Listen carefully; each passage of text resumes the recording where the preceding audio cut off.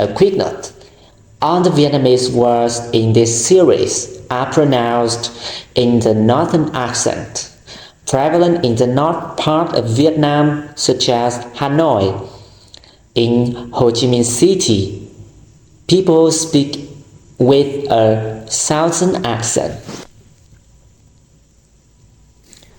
So, in the first session today, we will learn how to greet other people in Vietnamese. So to greet someone, you need to know how to say hello and how to say goodbye. First, let's explore how to say hello in Vietnamese. There are two main categories of people we could address in Vietnamese. Firstly, those who are of the same status as us, and second, those who are of a different status. In Vietnamese, the way we address each other is not just limited to I and you as in English. It involves a wide variety of terms that reflect the relationship and relative age between the speakers. For the first case, addressing those who are of the same status as you. Who is of the same status as you in Vietnam? First, it's important to understand that Vietnamese people address each other as if they are in a family. This is a unique aspect of the Vietnamese language and reflects the cultural emphasis on age and social relationships. Those who are of the same age as you. You can make a guess, there's no need of perfection here. Or those who are in the similar position in their career are considered to be of the same status. So in neutral situation, I in English is tôi in Vietnamese, and you is bạn. So, practice. I, tôi, you, bạn, bạn. Anyway, what is the word for hello in Vietnamese? It is chào, chào, chào. You add the address after chào.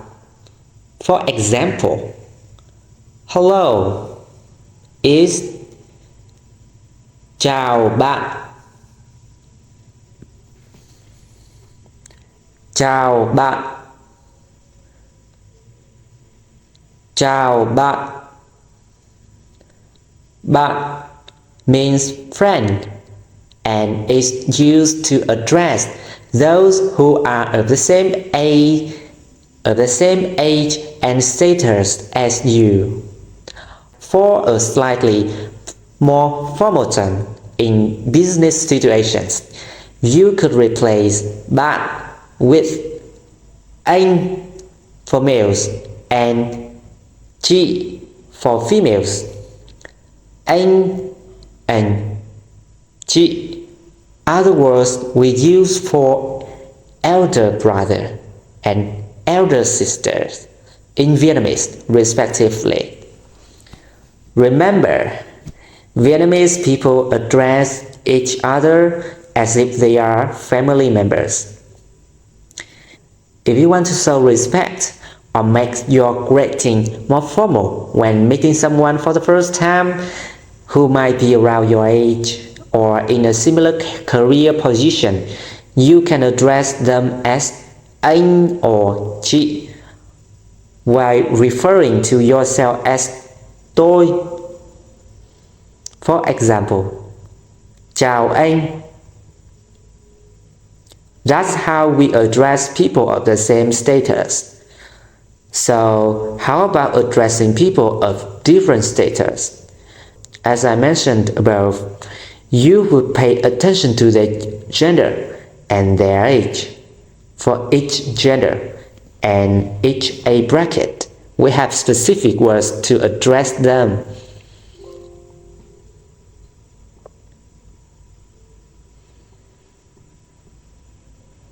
Firstly, if you are in a higher position and want to address those in a lower position, and if you are a man in your 20s or 30s and you want to address someone younger in their teens, you would do so as follows.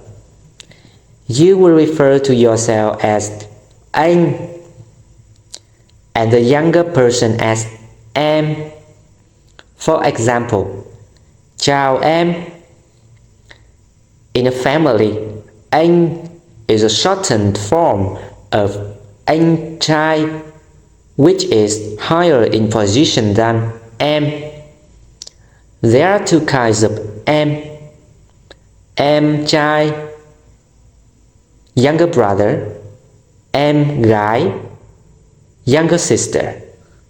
Note that there is no anh gái. Instead, you would use chị gái. Similarly, chị trai doesn't exist.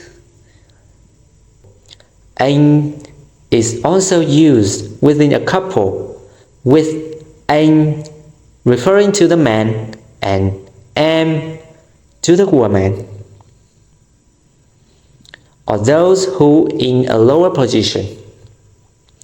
When you blend two words anh and em, you get anh em. This is more general and it mainly refers to the siblings in English. Now, if you are in your 40s and 50s and interacting someone in their teens, you will refer yourself as chú and the younger person as cháu. Chú is a term for uncle. There are two types of uncle. Chú for younger uncle and bác for an older uncle. What is cháu? Now, if you are my grandfather, my uncle, you call me cháu. As I mentioned earlier, bác is used if you are in your 50s or 60s. You will refer yourself as bác and others as cháu. If you are older and in your 70s and above, you would be ông, and you would refer to the younger person as cháu. So what is the point here? Now, if you are in your 70s and you meet someone in their 40s, you could address yourself as chú and the other people and the other person as cháu.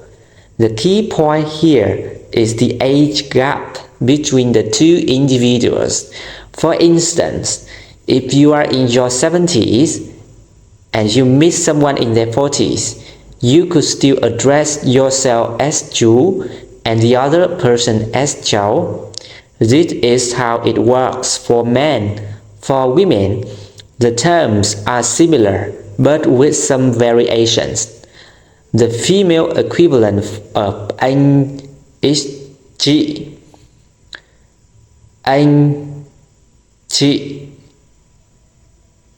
For chú is cô, chú, cô.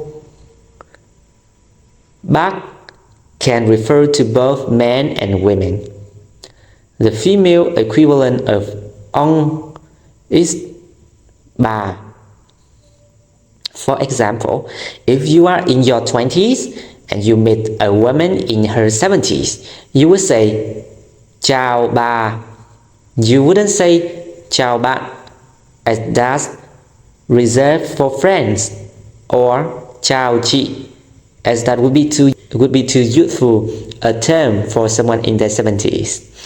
But don't worry, as a foreigner, people will understand if you use the wrong address. They won't mind and will have you choose the correct words if you need. That brings us to the end of today's lesson. Thank you for joining us on this journey through the Vietnamese language. Remember, practice makes perfect, so keep using these terms in your daily conversation. We hope you found this session helpful. Goodbye for now, and we'll look forward to seeing you in our next session. Xin chào và hẹn gặp lại!